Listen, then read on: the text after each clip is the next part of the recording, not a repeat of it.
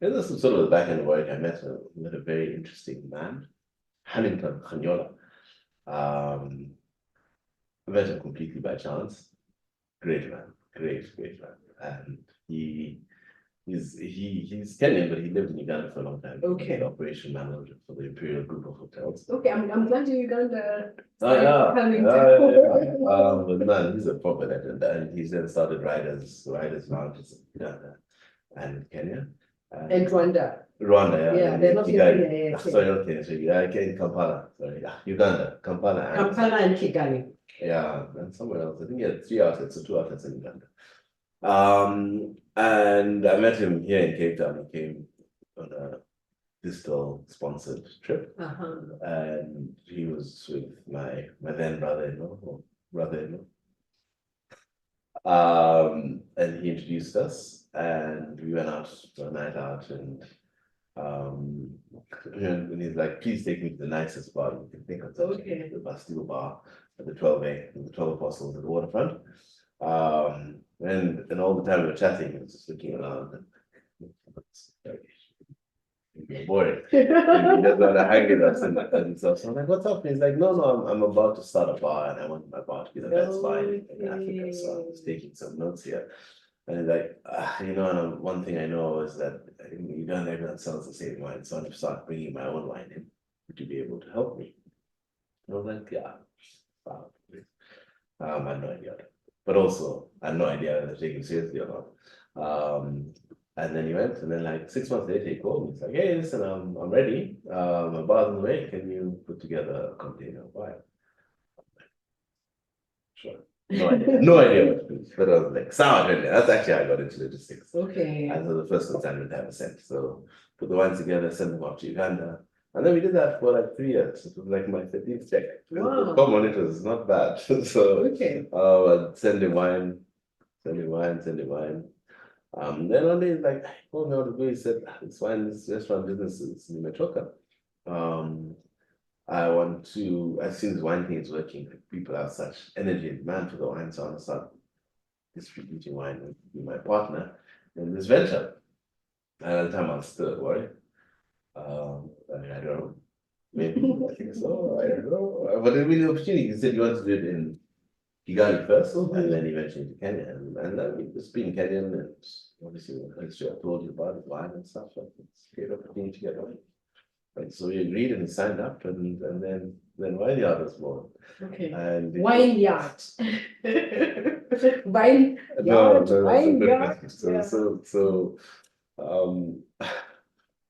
So Huntington could never say vineyard. Okay. And so even when he'd come visit, he'd be like, "Let's go see some of the vineyards." And I never had the heart to correct. I mean, Okay. I'm not that guy. No. Who's gonna be like, "That's how you pronounce it," This is So your senior. This This is your senior. You don't correct your senior. and I know that at this point, yes, he's of course also significantly, not significantly small. He's older than I am. So you don't correct your senior, correct? So when I was doing and eyeing about joining and starting the business, like I've registered the business. Are you in art? Yeah. Okay, cool. I'm in. So like let's do it. So that's how I registered. Okay, what did you call it? Like I called it Wineyard. Like, shit, I wish I corrected it.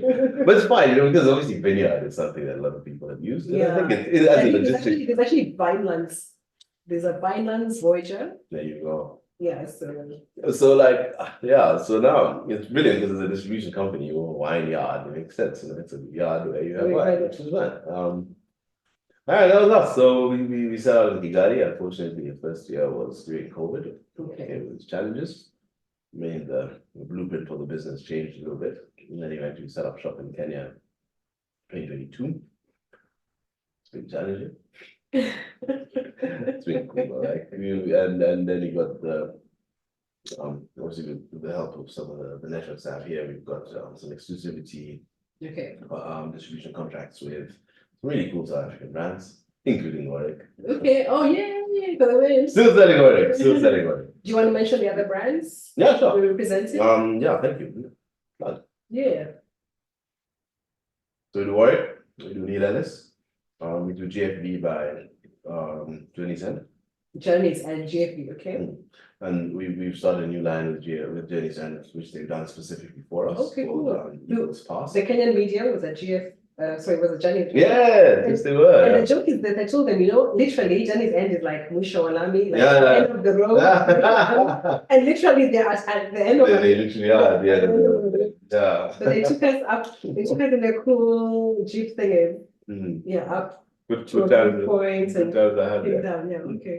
Mhm. Mhm. Journey's Sunset End, Village, yeah. yeah. So Journey's End, we do Nicholson Smith agencies, we do Pandora's Box in Bella Vita, Pandora's Box, okay. which I hope most people have seen because it's in a lot of places. Okay. Yeah, and then we got the international distribution for Chateau Latour. Okay. Wow. So Premium. Sorry. Cool. Yeah. Yeah. So I mean, it's like full circle in a way. 100%, Still absolutely. using your let me try it and see through and That's see what okay. happens. Yeah, but it's clearly it's a different learning curve. Oh yeah. From the expressions and the grace and yeah, I mean, my that's child rearing. My love for logistics. I have zero love for logistics, and I'm always in awe with all the importers and the stories they tell. Of strife, but clearly they're still profitable because they're still in business. Unless it's a secret. I don't know what you I know you tell my own story, but it's like. So what is the most challenging thing? Is it logistics? Is it regulation? What is the most challenging part of an import business from what you've experienced? The Kenyan government. So regulation. Probably the lack of. Okay. Or the inconsistency is probably the better. Okay. The inconsistency of regulation. Of the what is it called? Of the enforcement of the regulation. Yeah. What is the inconsistency in the regulation? No, one day it's this, tomorrow it's that. It changes too much. Someone is down the roadside, it's changed. Like, okay, so now you have to do this differently, and now you have to do that differently. Yeah. And that's very frustrating. It's very challenging. It's hard to plan for. It's hard to adapt to sometimes. One day this is fine, the next day it's no longer fine. And this is of course from the previous administration, because you started your business during COVID. No, because I then my own story I can tell. I've seen no impact and difference from one administration to the other. Okay. Because, I mean, it's technocracy, isn't it? The technocrats are still the same. Yeah. So I mean, the politics are the same players in the game, right? Okay. So I mean that nonsense, and it's just it's just nonsense. Sometimes it's just absolute nonsense. And by the time you've been told that some of the arguments you have, they're so stupid. Like you keep trying expiry date. So I mean, like which wine has? So Which okay, wine has? Which wine has? And so I mean that's the stuff that's completely like at this point you're not having a conversation with a lot of people. The only solution is to put an expiry date. So you're not going to win the argument, right? You're not going to. So are they indirectly asking for something by saying that? You don't know. Okay. Not going to answer. But so those things. It's very challenging, and then just the government is. It's not. It reaches a point that's not. It takes the almost. Certainly the attainability, and then in the long term, the sustainability out of the business. Okay. Because how do you charge tax in dollars? What sovereign country with a sovereign currency that does all their business in one currency, but you're going to charge excise tax in dollars. Why? Like, I'd love to understand the reasoning behind that. Okay. Would love to know where that made sense to anyone to say that, other than to just fill up your pockets with as much more money as possible. Okay, but that doesn't impact me as much because I'll still sell it, right? It impacts. It impacts the person who wants to drink wine. What does that mean? It means that you don't sell enough wine because you're making it out of reach to people when you have a fixed excise amount in dollars. What are you saying? You're basically saying that the minimum cost of wine is going to be over 500 bob, which means that suddenly, when you juxtapose that against what happens here, where you have wines that can cost under 50 rand, which means that your exposure for this fine beverage is much broader because it's so much more attainable. Okay. It's just okay.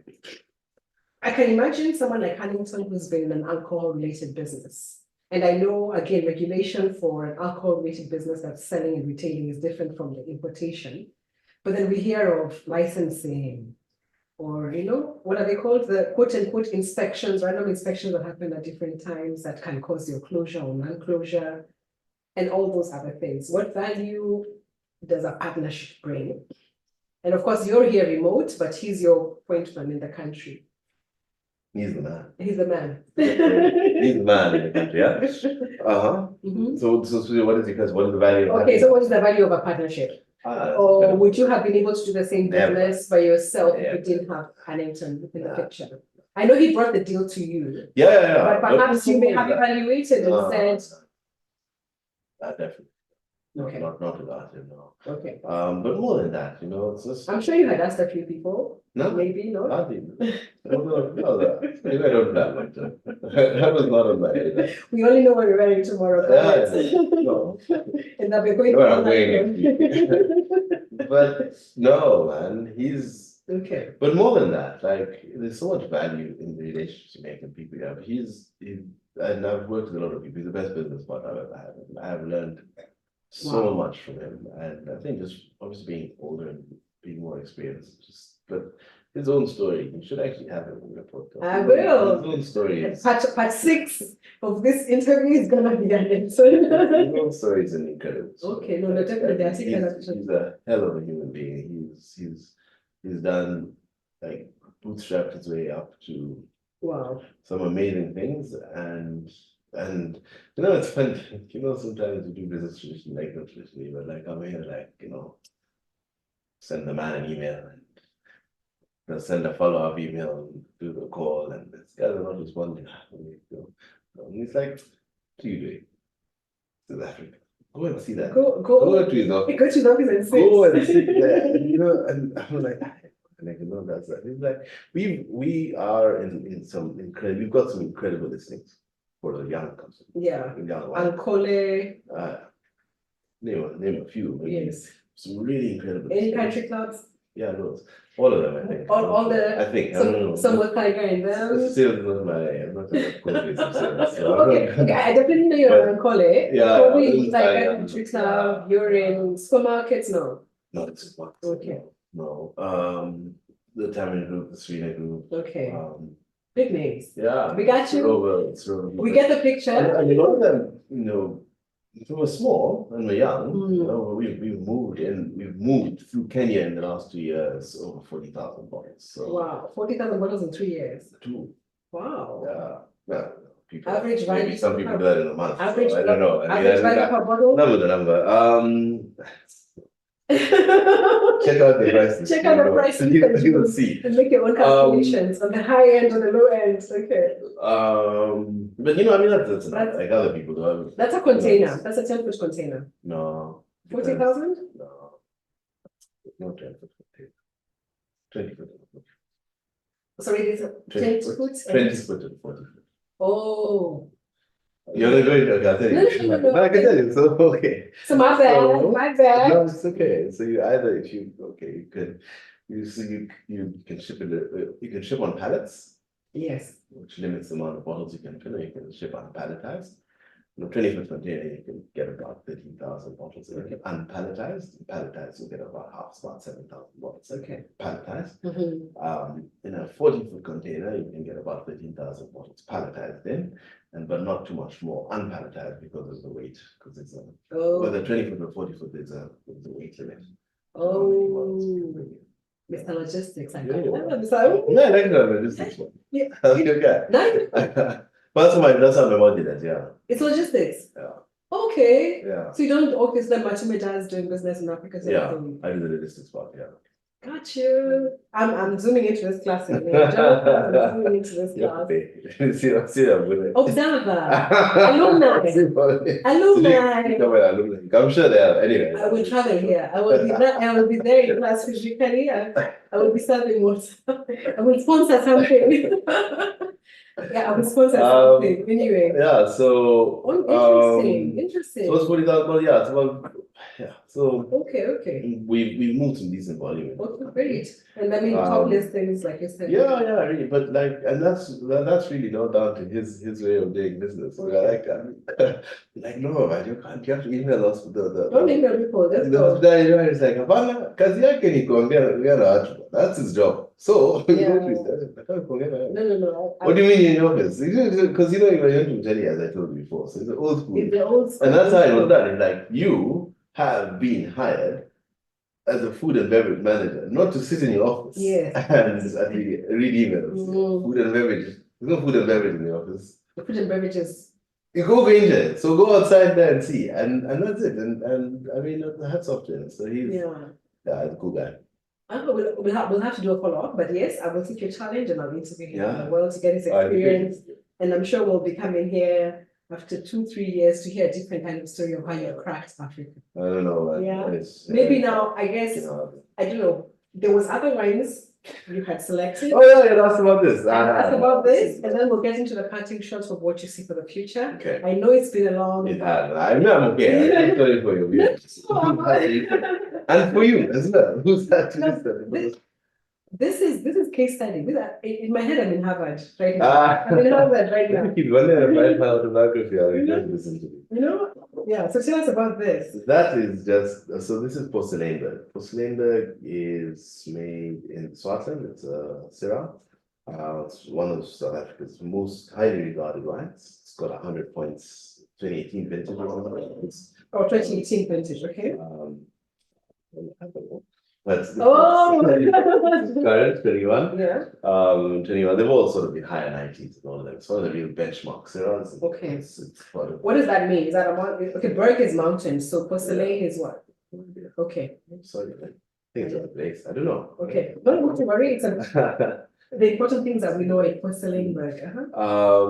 And so it's very. Oh, it's Porcelainberg Road. No, I don't. It's a place. It's named after the place.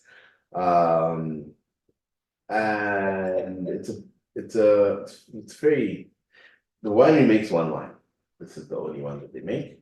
They make obviously comes from one place, so the volume is very limited, and it's a collector's item in many respects.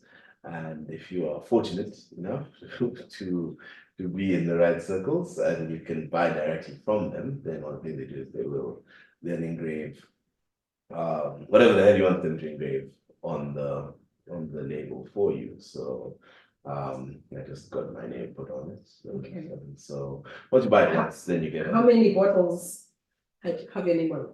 So once you get started, you get an allocation. Because it's not a lot of it. So I get. So they produce limited bottles? Well, it comes from one space, right? So yeah. Vineyards are what the vineyards are. So they can't like buy in extra grapes or get money wine from their neighbors. So depending on the vintage, the volume will fluctuate. And allocation is like basically you're buying off plan.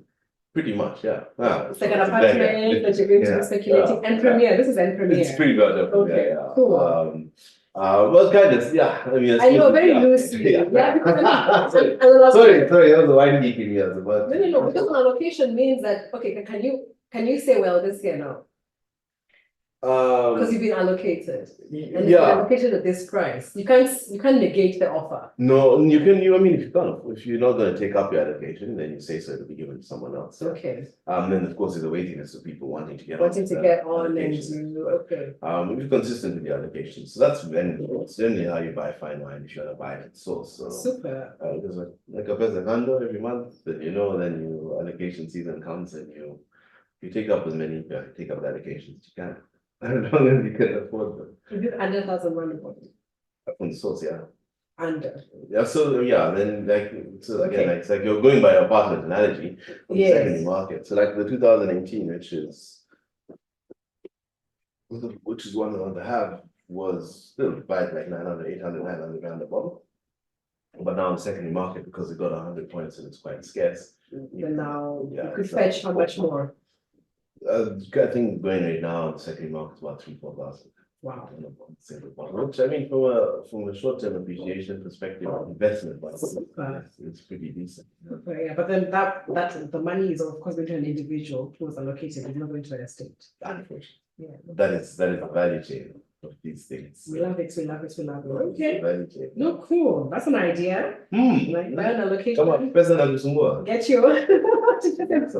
Okay. We have, you gave me an international wine. You displayed one, sorry.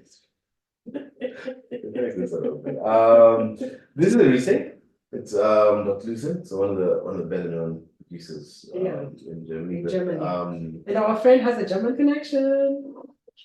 Oh yeah. He's probably your guy now. If you want Riesling, you must tell him. But Riesling is I like Riesling. It's one of the wines I enjoy drinking the most of. Awesome.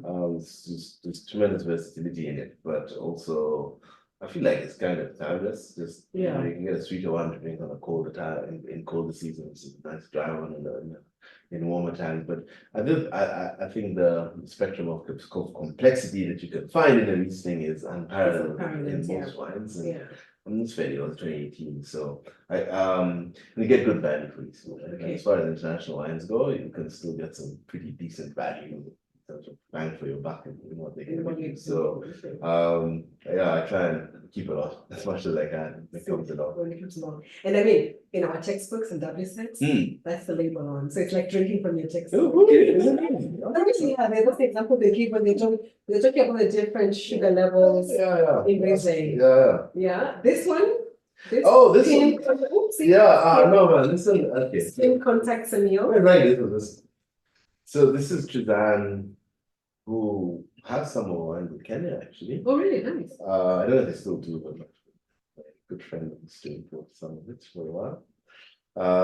She's a friend of mine. The winemaker, brand owner. And brand owner. She's an incredible winemaker, but I really like her labels. I just thought that it would be a really nice thing to have in the picture. Yeah, because you didn't dress up for me, so you wanted to give me a bottle that dresses up. Thank you. This is as good as it's gonna get. Showing some thigh. You're showing your rugby. Hardly. Okay. And I mean wax top. No, that's all this. It's part of but this is it. This for me is the magic. Okay. And so this is a lamp. So she has a bunch of different labels. Okay. Is that the ocean and someone on a I can't remember the specific story, but yes, they were. She serves. She's a surfer, so I think that's the person on the surfboard over there. But it's an interesting wine. I also just wine from a wine perspective. It's a skin contact Semio. And Semio is also for me a very enjoyable wine to drink. I really like. Again, just from a spectrum of complexity, it's Semio offers so much, and then this is on a whole other level because it's skin contact, so it's got some textural elements to it that are just banging. So, interesting ones. I love it. And what have we been imbibing on throughout the interview? People are curious. This is the Radfordale Freedom Pinot Noir. I don't know. As far as I know, I think unlimited. So I think some Radfordale is available in Canada. So very good friend of mine, informal mentor, so to speak. Mr. Alex. Alex Dale, Oh, I met Alex. Alex is a legend. Very. Which I think is the riots. Alex has probably forgotten more good advice he's given than he remembers. He's a really great guy, very good man. And we've had some really great conversations over time about business and wine and things like that. So this is his brand, Pinot Noir from Elgin, which is now where they've set up shop. Awesome. They are out there pushing the organic button, but actually the more I knew, I poured would have been the Gamay because they are the pioneers of really pushing Gamay from Elgin. They plant the vineyards in Elgin now. The Gamay they get, I don't think it's from them. The one they do the Frankenstein. I know they have names like that. No, I can't remember that. But sorry, I should know that better. But anyway, don't worry about it. I met Alex at my first Cape Wine with Deanne's dad. I have to call him like Jose Albert. I can't just call him Albert. Jose Albert, right? And we had a really good time. Yeah, we had a really good time. Yeah, So, and then I think I met him at the last Cape Point at No, the Cultural Wine Bar. yes, yes. Here on the You would find him there. yeah. So it's great, and I believe freedom, right? Yeah. Because we experience more freedom. Amen. Yeah, it's both our birthday months. You're on the 21st, Woohoo. mine on the 18th. Thank you for this experience. It's been lovely. I know, even after all this 2.5 hours, we have hardly touched the surface. Yeah, but all good things have to come to an end. Amen. Thank you. Thank you. You for indulging me. Thank you for listening. Thank you so much, and to be continued. Amen. Let's do this.